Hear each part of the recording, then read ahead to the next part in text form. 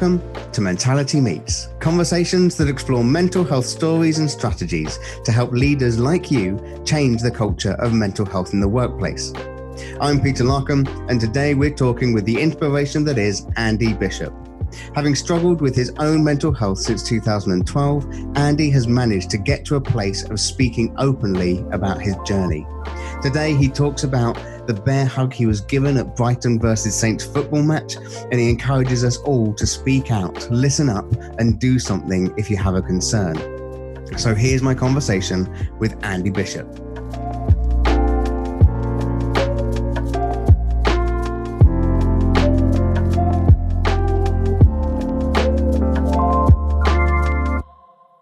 My name's Andy. I'm the founder or creator of Man Gang. Man Gang is a peer support group set up for men who might be struggling, not just with mental health issues, but with anything that life throws at them. So we provide mutual support to each other on a weekly basis on the Zoom platform and our face-to-face meetings. Andy, what I wanted to talk with you about is your mental health journey, because Man Gang is kind of the tip of the iceberg, really, to a whole history of journey. And on the mental health training that I do, we often talk about mental health journey, because we all have mental health, the good, the bad, the ugly, but we're all on a journey. And I want to ask, when did your mental health journey, I suppose, start? When did you first become aware that you were struggling with your mental health? And were you aware of your mental health before you were struggling? I was first aware of my own difficulties with my mental health back in 2005. At the time, I was serving as a soldier in the Royal Engineers, and I was employed in an instructor's post. So I was trained soldiers to progress further in their career. So I was literally at the top of my game in the rank that I was at the time. And I had a bit of an incident, and I got sent off to see the doctor. Doctor told me I was depressed. He looked at all the symptoms. He looked at all the bits and pieces that I presented to him, and he sat in front of me in his uniform, and I sat in front of him in my uniform, both looking back at each other, seeing soldiers, seeing these stereotypical tough people. And he looked at me and said, "Mate, you are depressed." And I looked back at him and said, "No, I'm not. Look at me. I can't be. It doesn't happen to people like me." So he prescribed me antidepressants. He gave me 2 weeks worth of sick leave, and I walked out of the surgery there, threw the prescription in the bin, took the 2 weeks sick leave, and went back into work. So about 15 years ago was my first instance of knowing about mental health. And the next question which I have for you out there is, when did you become aware of your mental health journey?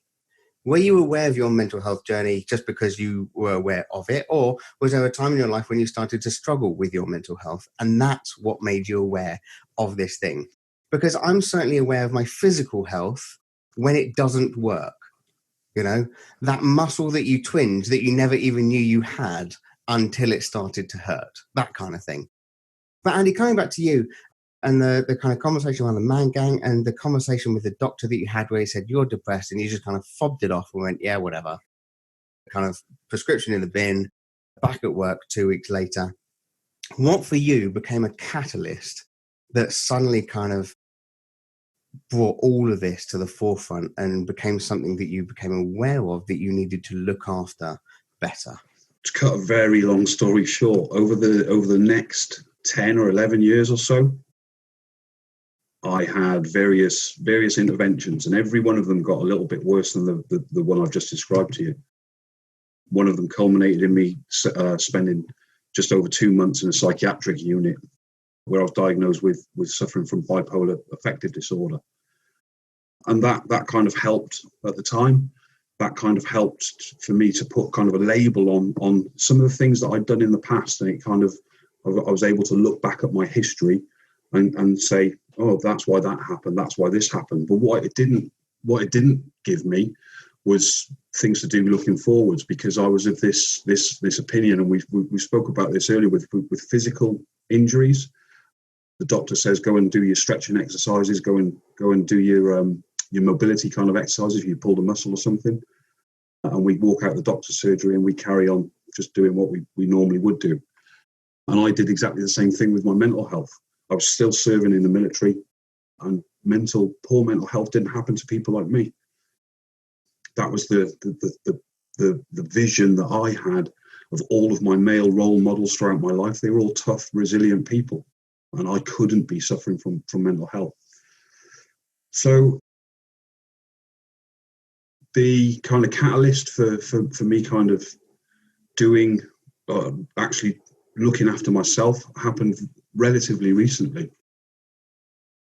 I left the army in 2012. 2012 was a bit of a tumultuous year. I had a job lined up.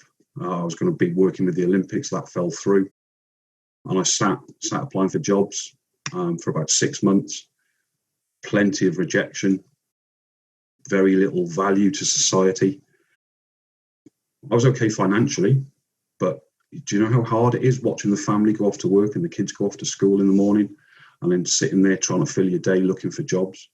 And with every rejection, my self-esteem, my place in society was going down a notch. So I made this decision to go and kill myself at Christmas time that year. Clearly didn't work. And I made a pact with myself, because I was on all kinds of medication. The bipolar medication, I was on mood stabilizers, antipsychotics, antidepressants. I was on various sleeping medication. I was seeing counsellors, I was seeing therapists, I was getting CBT, but just turning up for the appointments. When I say I was getting it, I was taking their time, but I wasn't applying any of my time to it. But all of that was supposed to stop me from doing what I went out to do in the New Forest that night. So when I came back, I made a pact with myself. I stopped all of my medication, cold turkey. Now, don't do that. If you are taking any mental health medication, please don't stop that cold turkey. It's not advisable. Somehow I pulled it off, but I made this pact with myself. I was going to get bigger, better, faster, stronger at every single thing that I do. And I did. I really did. For the next 5 years or so, I was way out in front. Nobody was catching me. I got into employment. I was the first person in the office in the morning. I was the last person to leave in the evening. I'd never take a break. I always had deadlines to meet. I was always busy. I used to go out cycling 200 or 300 miles a week, and I considered myself a failure if I hadn't hit that target of 200 miles a week. Nobody was telling me to do it. I was putting these impossible things on me, and I thought I was winning at life. What I was actually doing was focusing so much on moving forwards that I wasn't looking at the trail of destruction that I was leaving behind me with my friends, my colleagues, and society in general. So in 2017, that whole mission wasn't sustainable. I couldn't keep that going, and the inevitable happened. I had a bit of an incident at work, which resulted in me going to see an occupational health psychiatrist. I went to see the psychiatrist, and I sat in her office, and she said, right, I'm going to sign you off for 6 weeks. And I looked at her and I said, well, that's just stupid. What are you going to gain out of me not being in work for 6 weeks? What am I going to do with myself? And she said something really profound, and it's really stuck with me. And she said, do you watch movies? I said, yeah, of course I do. She said, I've got you down as a kind of an action movie kind of guy. I said, yeah, I do like a good action film. She said, so plenty of gunfire, plenty of explosions, plenty of action going on through the film.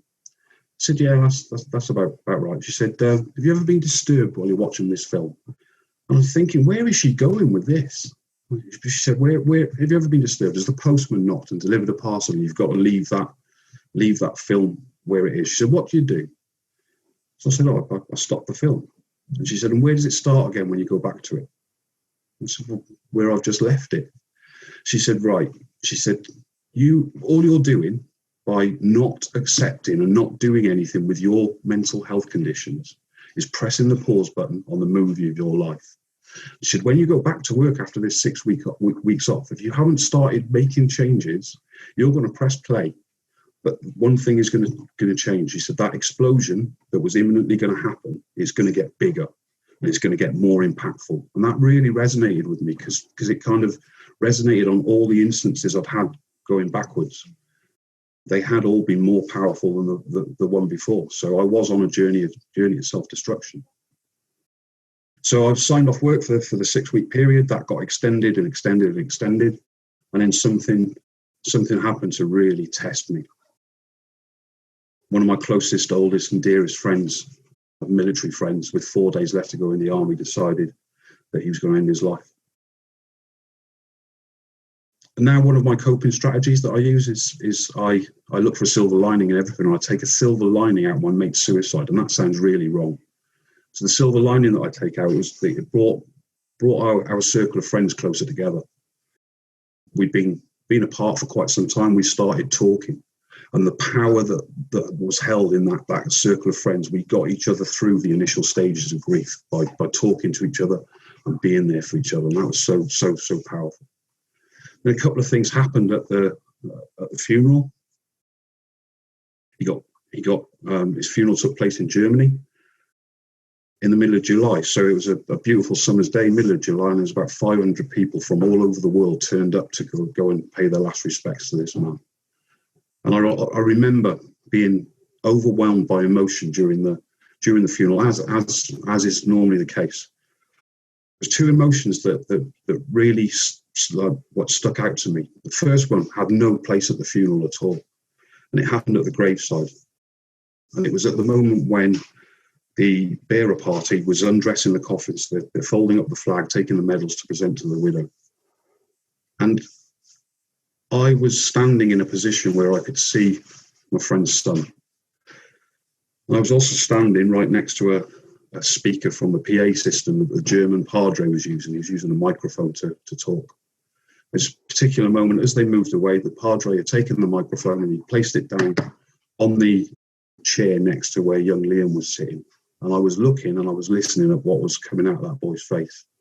And the pain and the torment and the anguish that was etched into that boy's face, it was horrible. It was horrific to see.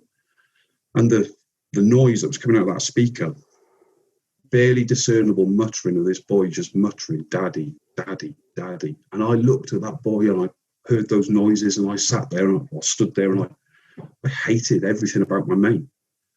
I absolutely hated everything. I couldn't understand how he did that to us. Couldn't understand how he did that to that kid. Couldn't understand how he did that to his wife. Couldn't understand how he took that, paid that ultimate sacrifice. And I'm glad to say that emotion was short-lived. So a bit later on, we went back down to the German beer garden. Again, beautiful summer's day in the middle of July. Very nice place to be.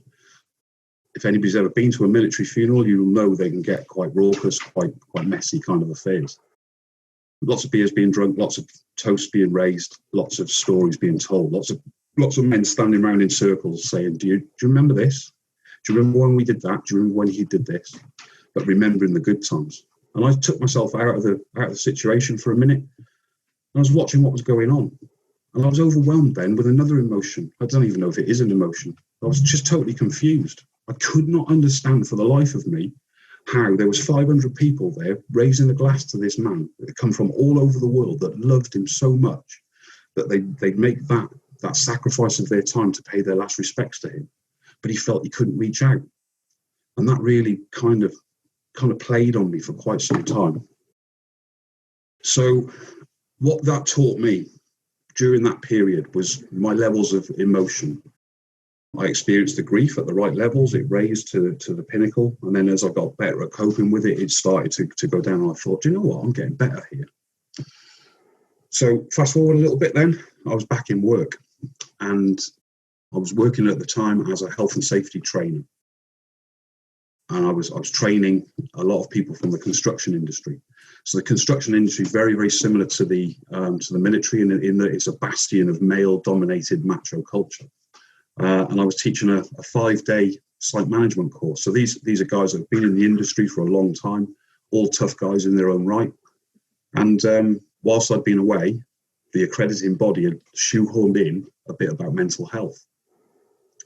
So there was a part in the course. It was on day 4 of the course, and I had a little bit of time to spare. My employer had put a whole PowerPoint slide in this 5-day course on mental health into the syllabus. and I had half an hour to fill before lunch. So I thought, do you know what? I'm going to do the mental health bit. So I found the slide, looked at it, thought, nah, that's no good. Turned the projector off, pulled the stool out, sat there, and I told my story to these guys. And I remember thinking at the time, I'm about to get things thrown at me. I was getting ready for the onslaught of pens and things getting thrown at me. I was getting ready for the onslaught of abuse and ridicule that these guys were going to give me. So I positioned myself at the door, ready to run away for lunch and escape, because I thought, yeah, I've lost all respect. Everything's just going to go now. And it didn't happen. To a man, they shook my hand, they hugged, they thank you. Because what I'd done was, by exposing my vulnerability, I'd made them become aware of potentially their vulnerabilities. And that was a really powerful moment. This is amazing, Andy. And I just want to kind of sit and just kind of lap up your story. Because what you're touching on is the reality and the rawness of the feelings that you've been experiencing, the journey that you've been on. And getting it to a place of you feeling able to and comfortable to then share your story in this place of kind of 20 odd other construction men. And I've been in those rooms, and those are fairly scary rooms to be at the front of, and to kind of give of your vulnerability in front of that must have taken an awful lot of guts. And I'm so glad of the response that you got during that, kind of like the handshakes and all that.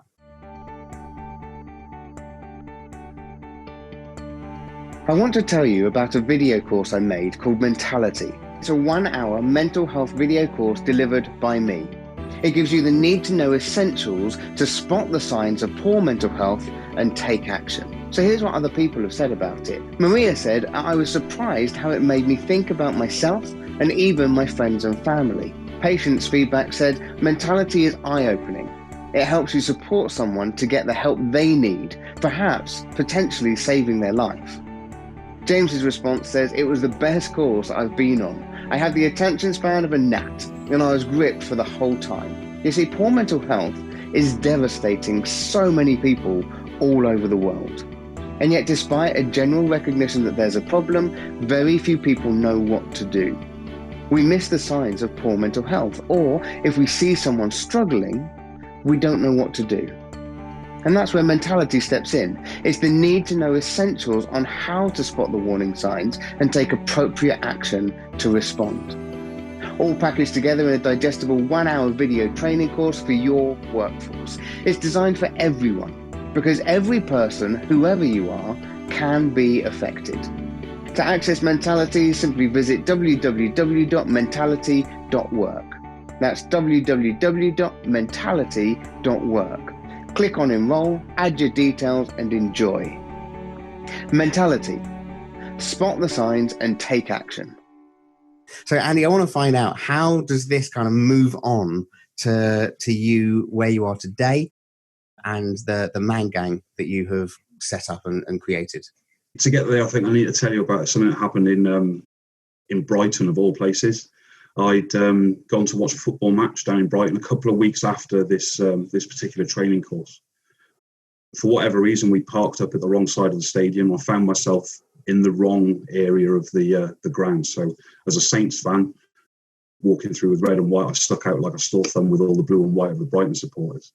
As we're walking through there, myself and my partner, I became very aware of this big Goliath of a man lumbering towards me. And you could see he was making a beeline towards me. And I thought, well, at the football, I'm about to get big thump to the side of the jaw here for being an away fan. But as he got closer, I was conscious he had a big grin on his face, big, huge grin on his face. And once he got right in front of me, he threw his arms around me and hugged me with the biggest bear hug I've ever had in my life. And whilst we were in this kind of embrace, and I think my face would have been a picture. I think I was a bit shocked at this embrace. In my ear, he just said, thank you. And as he let me go, and I moved back, I was like, I recognise you. And he was one of the guys that was on that course. He'd been there on that day when I'd gone rogue and decided to open up. I said, what are you thanking me for, man? He said, if you hadn't told your story on that day, he said, I wouldn't have spoken to my missus, I wouldn't have spoken to my boss, I wouldn't have spoken to the doctor, and I certainly would not be in this good place that I am now. So he said, I'm eternally grateful to you. And I thought, wow, that's some powerful stuff right there. And that's when I first started toying with the idea of forming this man gang that we created.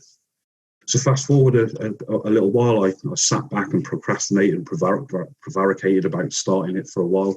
Life was getting in the way and stuff. And then all of a sudden I thought, right, I'm going to start it in January 2020. And this was in September last year. So I put a post on LinkedIn. Saying I'm starting a men's mental health peer support group. Didn't even have a name or anything for it at the time. Anybody got any helpful hints, tips, or advice? And I was overwhelmed by the response that I received. But they were all negative. The market's swamped. You've got no professional qualifications. What gives you the right to start doing things like this? And I was just like, wow, what is going on out there? But there was one message, private message, and it came from a builder that I taught on a course previously. And in that message, it said 3 words, just 3 little words that were my call to action that day. He said, I need help. I was sitting on the couch while I read it. I looked at my missus. I said, can I use the coffee shop tomorrow? She said, what for? I said, I'm starting the man gang tomorrow. She said, I thought that was going to happen in January. I said, no, I need to do it tomorrow. And so that's why it happened. So that was on a Tuesday. Man gang started on a Wednesday. I sat in the coffee shop, sat there alone. And nobody turned up. I came home. I said to my missus, it was okay. Nobody turned up.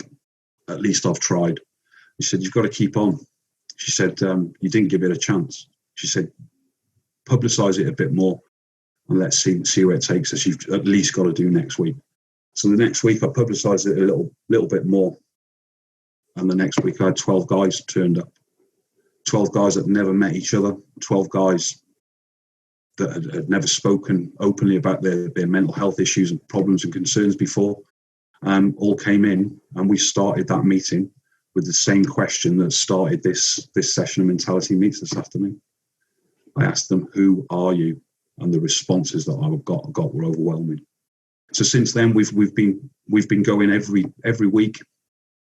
Throughout COVID, we moved onto the Zoom platform, 2 or 3 meetings a week sometimes. But we're back into COVID secure kind of face-to-face meetings and the Zoom offering. And we've got over 450 to 500 men on the database at the moment that have walked through our doors, and we've helped in some way. You're saying that now from that nobody on day 1, 12 people week 2, to now over 500 people internationally that are being reached and supported through Man Gang. And what I wanted to highlight was just a post that I managed to find on LinkedIn. I kind of zoomed into it, and it was just a thread, and I hadn't kind of caught up with what the guy had said or anything, but it was something you had said that came up on my feed, and it said, hold on in there, we will get through this.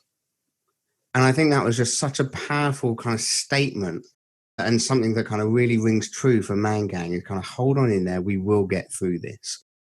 And there are 3 kind of statements that you use in Man Gang that I want you to share with us, just so as we can kind of wrap all this up in the next literally 3 minutes. So Andy, what is the motto of Man Gang? So our tagline is it's not weak to speak, because I always thought that it was weak. It was a sign of weakness to talk about my mental health. So it's not weak to speak is our tagline. But we've got a 3-part strategy, and a nice simple strategy is ask if you're living with it, listen if you're not, act if you know.